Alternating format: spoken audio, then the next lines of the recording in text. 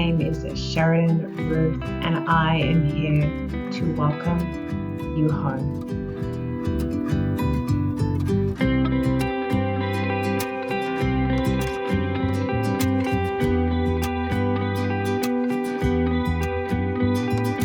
This is the Exposed podcast.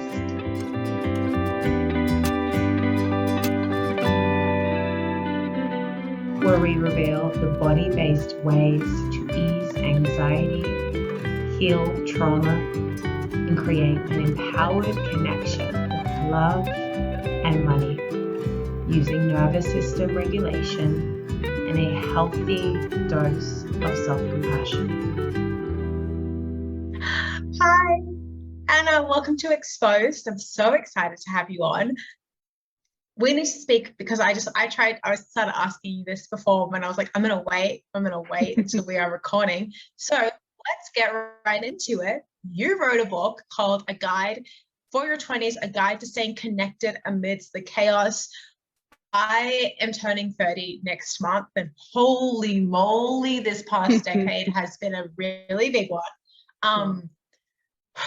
What led you to writing that book? Tell us a little bit about your story and how you got here.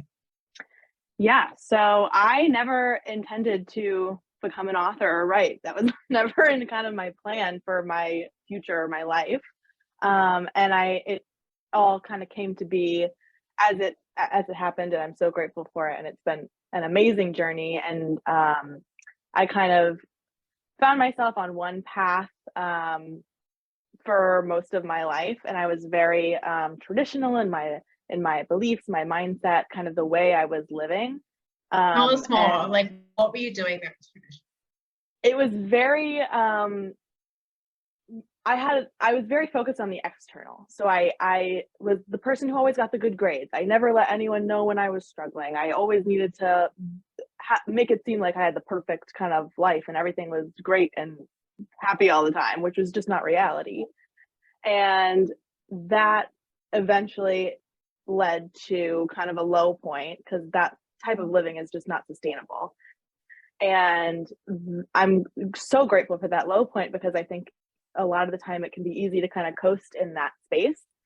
And my low point forced me to really look at these ways of being and living and believing, I guess, in kind of what my idea of success was, what things along that nature. I was very focused on kind of that getting the praise from the outside and then like thinking that would make me feel better, which that doesn't. It all comes from ourselves. So I was ridiculously depressed and had really bad anxiety, panic attacks. I was not doing well, and that kind of brought me to the point where I needed to take a break. At the time I was in school. I had to drop out of the semester. I had to move back home. I had to take those. For me, it ended up being about 5 months of just time to focus on myself. I was in therapy. I was doing all of the inner work to heal myself and deal with things that I hadn't been willing to deal with before. And that is ultimately what led to me being in that place. And from that place, I learned so much, not only about myself, but just about life in general. And I could tell that some of the things that I was beginning to implement were really resonating with those in my life and people around me. And I figured, why not put it in a book? And the writing turned out to be incredibly therapeutic in its own way. And it all came into this book that I'm now presenting to everybody. So yeah, it's been incredible. Yeah, that's really, really wonderful, and such a journey and a roller coaster of fully being in one thing and then fully being in the opposite of that, so that you could find the balance and what is like most authentic to you. Yeah. That's really beautiful.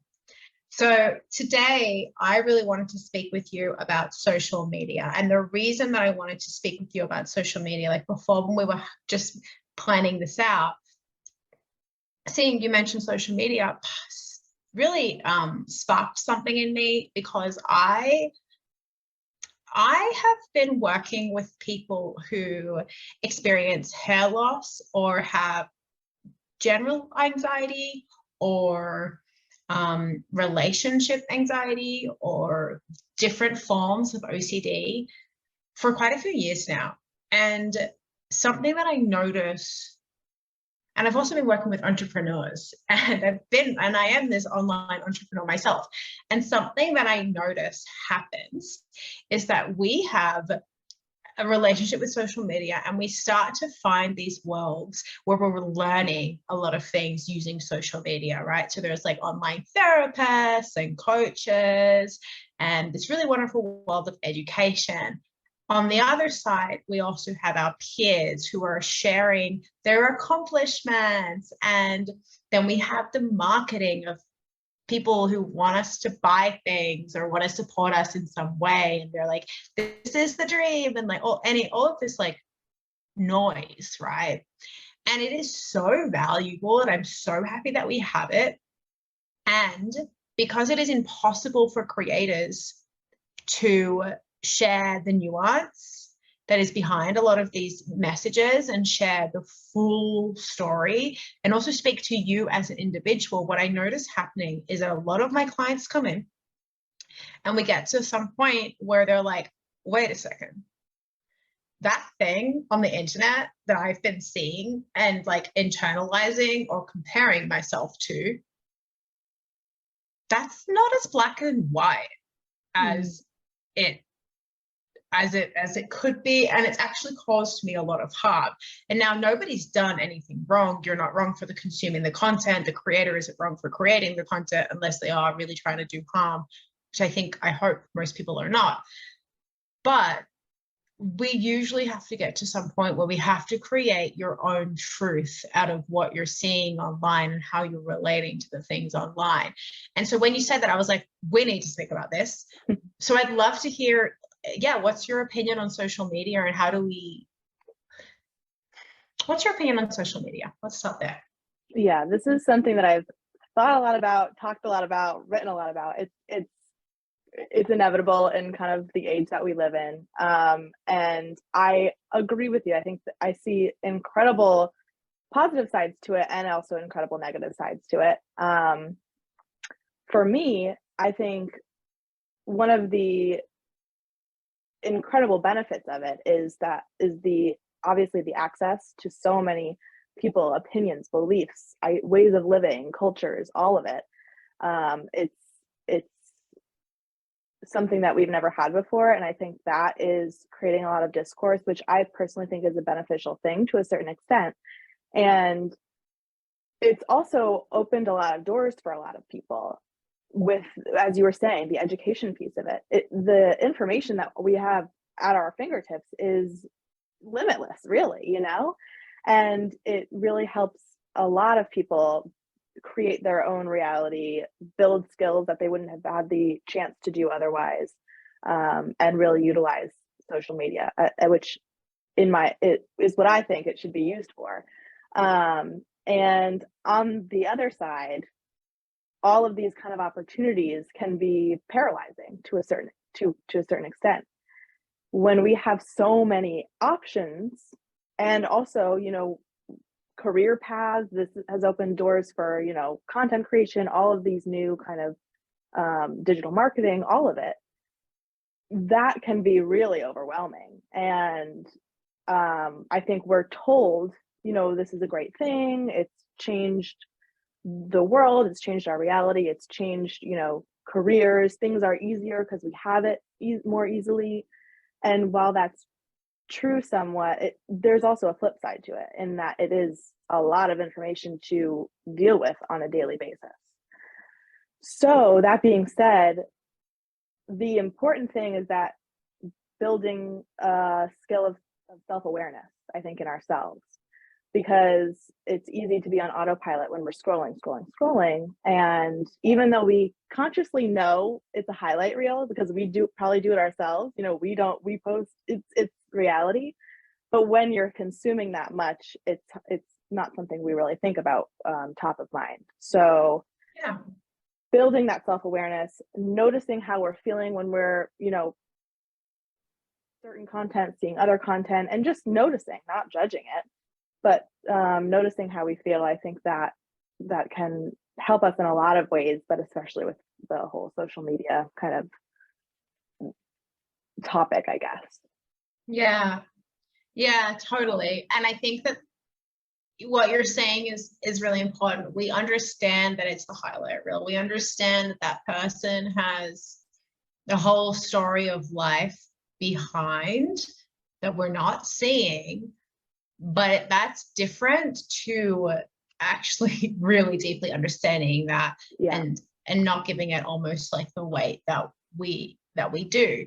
In saying that, I think it's really clear to most people that there is a bit of a mental health crisis for young people. We have higher levels of anxiety, panic, depression, disconnection, loneliness than we have had, like statistically have had in probably forever. And do you think that social media is part? It's just ironic because we have social media and we're so connected.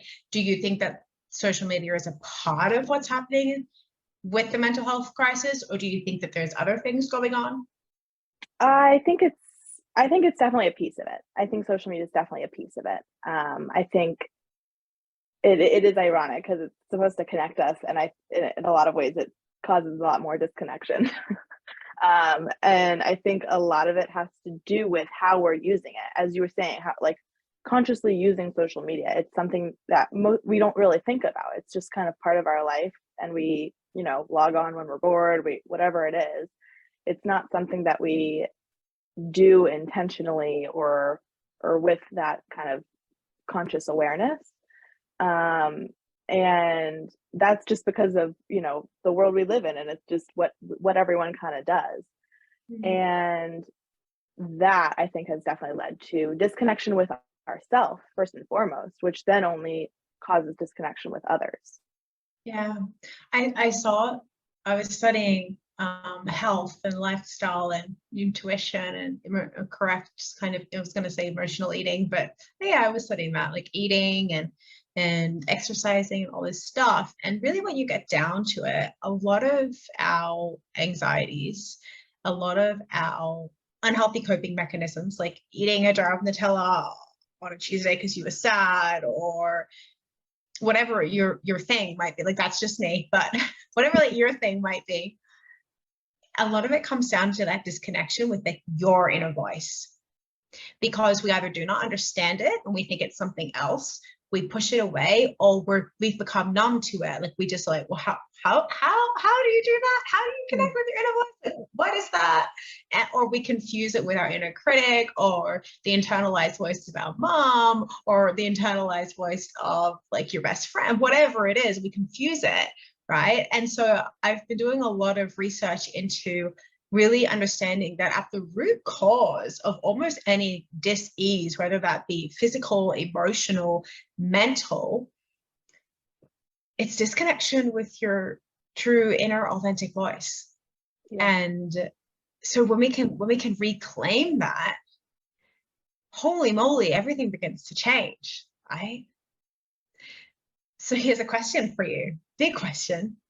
How do we live a life where we are connected with our inner voice and our authenticity when we have all of the noise of the entire world and all of our trauma and our stress and our background and conditioning and cultures and shoulds and woulds and whatevers and anxiety, whatever it is? How do we actually get really true to ourselves and connect with that authenticity through all the noise?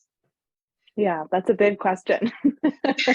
I think it's definitely nuanced. And I think one of the things that we need to realize is that what works for one person is not going to work for everyone else. Like, and that's a lot of what we see on social media. We see all of these, here's, 3 tips for whatever. And while it might work for some people, it's not going to work for everybody. So I think one is being open to trying new things. And I've seen it a lot in my own life and friends' lives and in other people's lives where you judge something from the outset and don't really give it a chance because you have some kind of predisposition to it, whether that's a belief, some course, you know, whatever it is. It could be really anything. And in addition to that, I've also seen, I'm a yoga teacher, so I'm coming from that kind of lens. But I also know people who have tried yoga once and like 5 years ago, and they hated it and have never gone back. And I am the first to say that yoga is not for everybody, but also having that openness to try things again once in a while and to change it up and see what works and what doesn't. Because another thing is that certain things will work for certain seasons of your life. The same kind of routine is not going to work for your entire life, because we have different stressors, we have different things going on, we have a different schedule. So I think that openness is key. Yeah. And also taking some time to be quiet with yourself. Like, it's so easy with our phones, with social media, to have that chatter constantly in the background in our heads, even when we're not like aware of it, even if it's just music or a podcast in the background. Like, it's, a lot of us have that noise constantly 24/7. So taking the time to just sit with yourself, or just even like the 3 minutes when your coffee's brewing in the morning, just have it be silent instead of, you know, rushing around trying to do the next thing or having the music on or whatever it is. Those little pockets of peace, I like to call them, they're incredibly uncomfortable at first when we're not used to it, but also so beneficial and will only help us, I think, connect to that authentic self. You and I are very similar. I'm a yoga therapist, and my biggest thing is teaching people how to use those little pockets of like waiting for the microwave to finish, making your coffee, brushing your teeth, like these little things, these little pockets of our day, to be more mindful and embodied. Because you can do one big yoga practice. That would be really amazing, cool, love of that. But if you're not also doing the pockets, well, your yoga practice stayed on the mat. Yep. Cool. However, you can do no yoga at all, but use the pockets, and now your life has changed. Mm.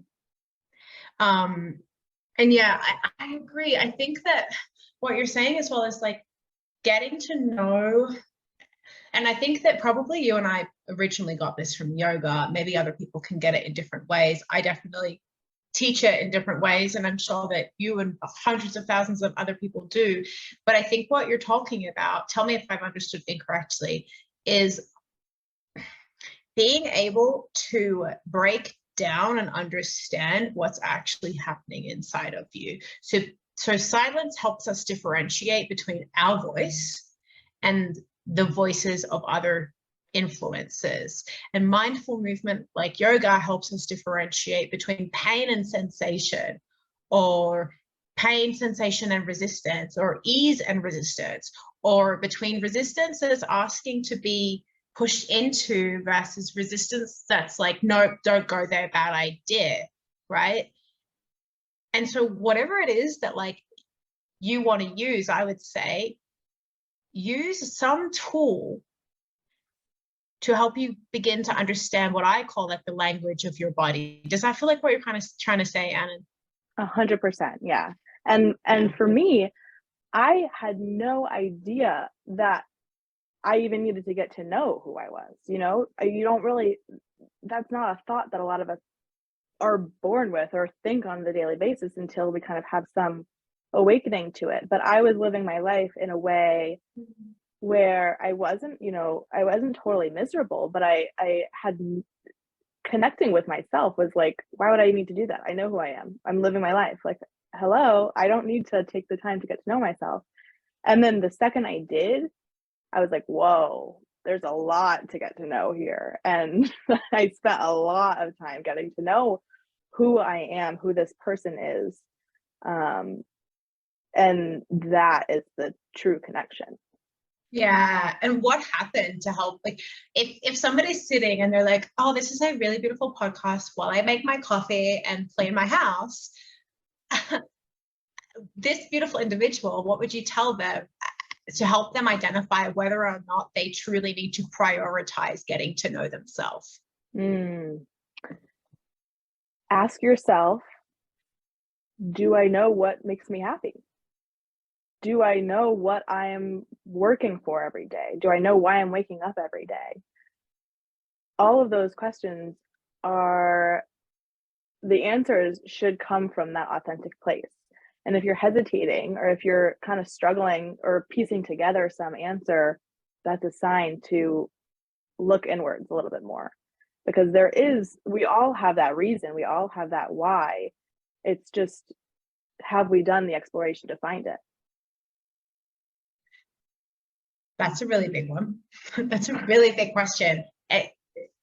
Do you feel like, I feel like I spent most of my 20s figuring that out, but what's really funny is that I actually knew it's the same answer as it was when I was like 17 or 18. I just thought that it was something for a really long time, and I didn't have words to articulate what it was. And now when I begin to, like, now I do have words to articulate what it was, and I'm like, I've known this.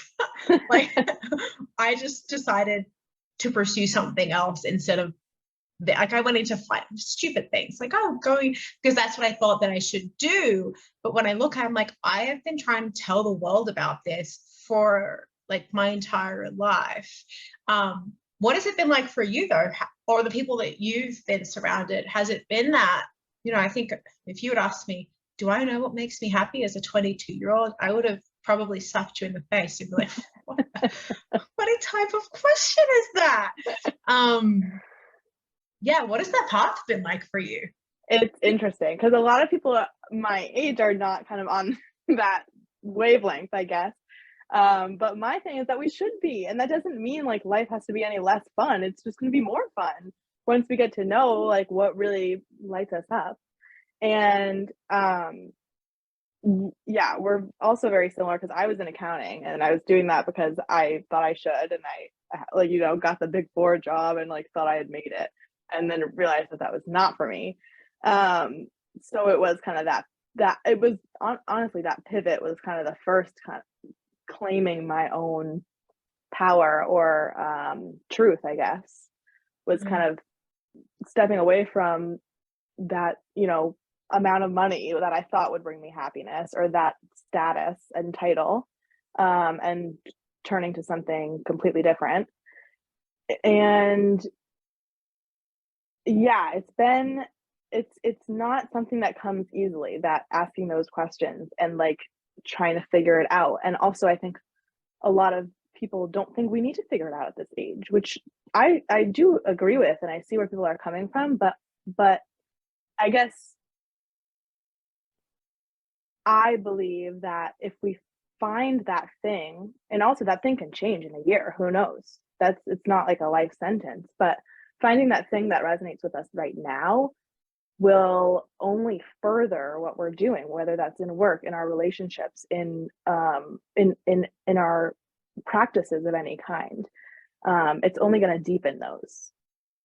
Yeah. And I agree with it. We don't need to figure it out at any age, but having a place where you want to put your energy and you put your focus makes a big difference. Because when we have energy and focus all over the place, willy-nilly, you feel exhausted, you feel depleted, you don't know why, you're like not getting anywhere, you feel completely disconnected with yourself and therefore the people around you. But when you can say, this month my focus is XYZ, and maybe your focus is getting to know what your focus is. Yeah. When we can do that, then we're moving forward. Because I really, I can tell you, hey, this is my purpose on this world.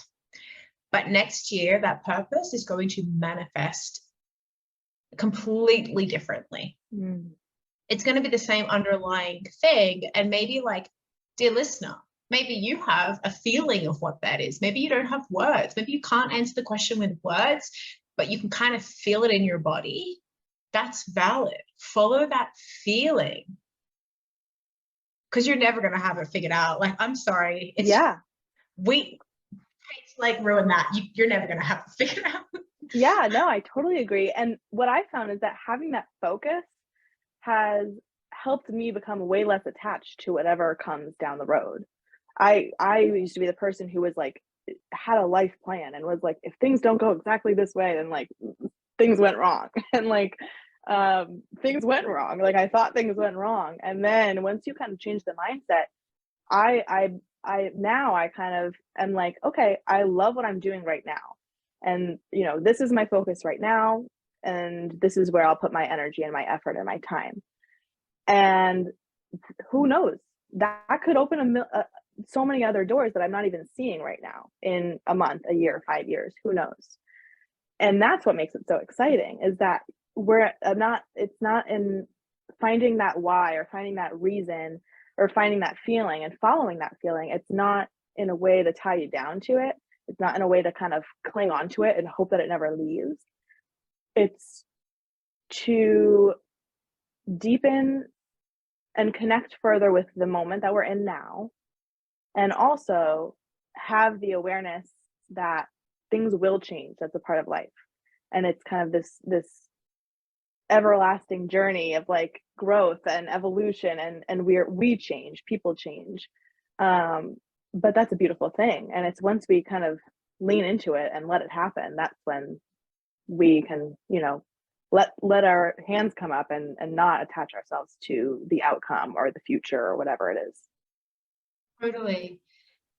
Absolutely. A lot of this whole journey that I've been on and taking my clients and my community on is this ability to be able to bounce back from things with ease.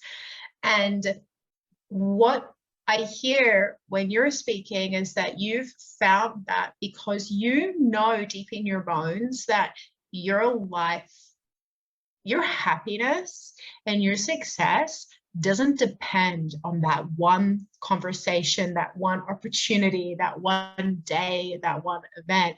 You're like, I'm going to be there. It's happening. I'm going to be fully in that, just fully present as much as I am present today, if not more. And therefore, if this thing doesn't work out the way that I want it, okay, cool. We just move on to the next.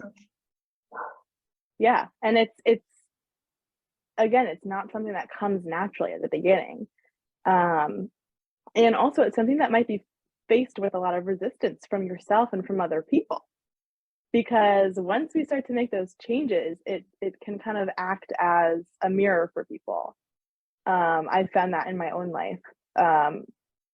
And that is not a comfortable position to be in when we're kind of maybe making changes that where our time is spent elsewhere or our energy is spent elsewhere than it was before, and people are not receiving the same kind of attention that they were before.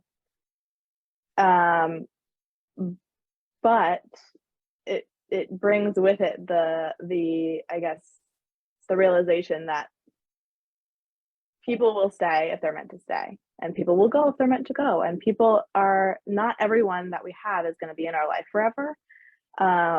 And when we're at this age in this decade, a lot changes. Like there's a lot of change that happens in these years really quickly, and it's kind of seems like things are all up in the air all the time. So when we do find those people or that place, that job, whatever it is, we really want to cling to it because it feels good and it feels safe and it feels comforting and it feels predictable, and we love all those things.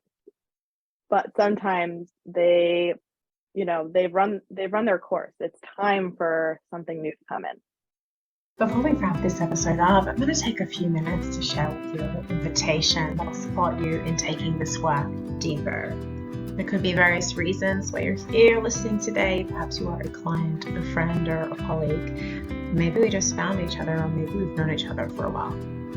What I know to be true is that you're likely here because you're ready to develop the tools to bounce back from the difficulties of life quickly and with more ease by having the tools to regulate your nervous system and find inner peace instead of inner conflict for good. You know that you are ready to say goodbye to the nag or inner critic voice telling you how you should be or getting stuck in the endless what ifs of anxiety. You're ready to know how to set boundaries with your loved ones in a way that increases the love, trust, and connection and doesn't just feel like isolating walls. And you are ready to finally increase your resilience and your body's ability to feel more in control of your big emotions without trying to manipulate them, so that you can find your innate wisdom. You're ready to finally celebrate the growth of your relationship or your business without experiencing shame and guilt, even though you're experiencing quicker success than those around you. I support all of my clients in this through a framework of nervous system regulation, emotional alchemy, and self-trust cultivation. And this podcast is just the tip of the iceberg. This is why I'm extending an invitation for you to book a free expansion call, where on this call, we will dive even deeper into exactly what you need to go from feeling overwhelmed, managing big emotions, and falling into anxiety or depression as a result, to having the tools to regulate them quickly and with ease. In this free 30-minute call, you will receive free coaching and support around your unique personal situation. And we will explore whether or not coaching is going to be the best fit for you at this time. Some of the results that clients have achieved after just their expansion call are deep acceptance of their differences, so much that when they share their story now, they attribute most of their self-acceptance to this one 30-minute call, or signing a client right after the call because they leaned into the embodiment work, or feeling deeply seen and understood so much that now when they go to ask their partner for a hug, they no longer feel needy when they're doing it and they get the hug. Or switching one habit that they had when communicating with their partner for another and witnessing more harmony and peace in the relationship instead of resentment and nitpicking. And you deserve this too. So you will find the link in the podcast notes to lock your free call in ASAP. When you book this call, you can expect to walk away with clear, tangible ideas on how to apply this work to your life, and you'll decide if you would like to work with me one-on-one in the process of becoming more resilient and regulated. Yeah. And I think that you just touched on a really beautiful medicine, and it's understanding that, things will change in your relationships. We can have relationships that we thought were going to be around forever, and when you start being more authentic with yourself, and I always say this, I work a lot with people who want to change their romantic relationships, and this applies there too. Whatever change you make inside of yourself will change the dynamics of your relationships for better and also for worse, as in that person doesn't have to do anything for you to create the relationship with them that you want. You can create that alone. Nuance in that, maybe not for 100% of people it wouldn't be applicable, but you will change the dynamic, and you can create the relationship that you want without them having to without the other person lifting a finger. You have an immense power. And also there are going to be relationships in your life where your authentic self is changing a dynamic that you were in with them that wasn't helpful, wasn't healthy, and maybe you don't want to, or they're not able to, or they don't want to change with you. And it's okay to be in that grief and also move forward. Yeah. Mm-hmm. Very perfectly said. It's a hard thing to be in because it's upsetting, it's sad, it's confronting. We're confronted with kind of what's working, what's not. And it can prompt a lot of hard conversations with other people, but that's where the growth comes in. Yeah, it does. And I think it's important that we're sharing this, because thinking about social media, nobody's posting on social media. I broke up with my best friend because or I'm no longer in that same work group and I feel lonely about it because I chose to pursue myself, or I'm pursuing a career that I enjoy, but I also feel really lonely in it because I'm different to my colleagues, or I don't have colleagues. I'm a independent contractor or a solopreneur or whatever it is. And so pulling it back, knowing that what we see on social media, that we don't know the heartbreak that a person has had to go through to get there. Yeah. Well, what do you do when you're in that place where what do you personally do? What are the tools that work for you when you're in that place where you're grieving the way things have changed, when you're in a transition, when you were in that darker place, before you wrote the book, when you left your accounting job? Like, what do you do?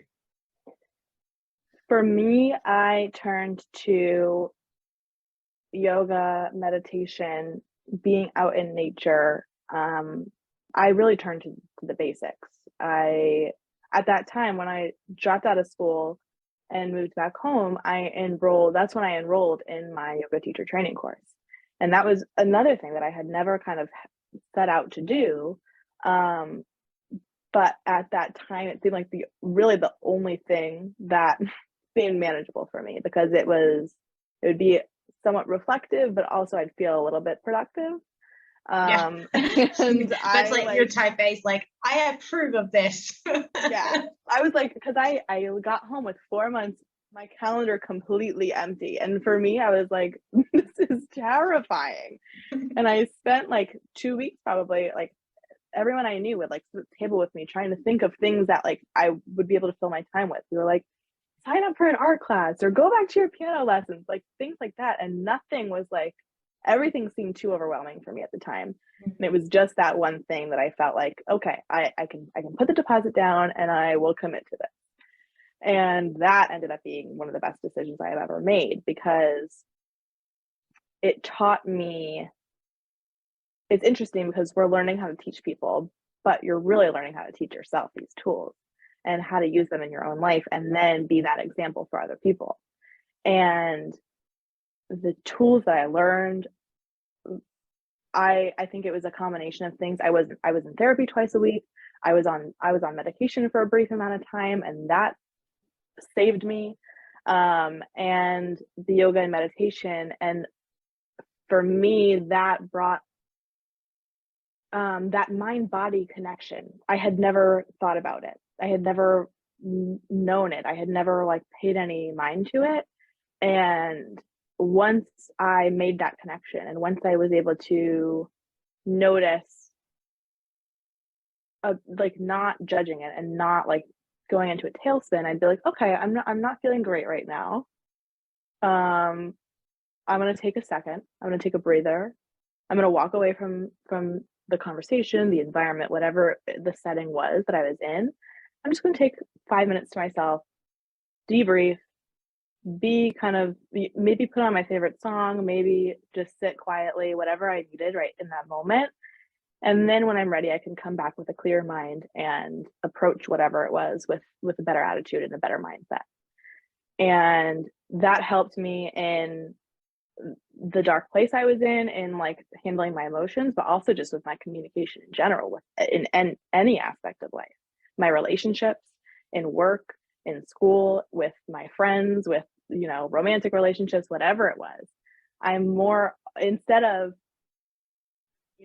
bringing something a little touchy up with me, the old me would have been like yelling or would have just walked away, avoided the entire conversation, not even acknowledged it.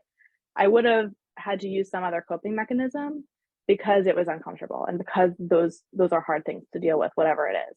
Now I can take a second, and it's not like I'm taking like 10 minutes to be silent with the other person in front of me. It's just a second, and it's a millisecond. It becomes so automatic. It's like they don't even know. Yes, you just tune in and you're like, okay, I'm feeling angry, I'm feeling anxious, I'm feeling upset, whatever it is. And you can kind of label it and just name it. And once you name it, it becomes so much more manageable, so much easier to deal with, and so much easier to navigate. Yeah. Oh, I love how you describe that. And like, I'm leaning forward because yes, because this is it. This is everything. Like, this is the reason that I teach what I teach, because it does trickle out and it changes how you relate with everything. And I think communication is one very tangible place. And that's why I like teaching around communication. It's such a tangible place for us to see the inner changes reflected externally. And there's something that a really wonderful teacher of mine said, I think it was Scott Lyon, and he said, it is not like, we don't do this work so that we can have less conflict. We do this so that we can handle that conflict with connection, grace, and ease. And you have articulated that so well. Yeah. Beautiful. Okay. So to wrap up,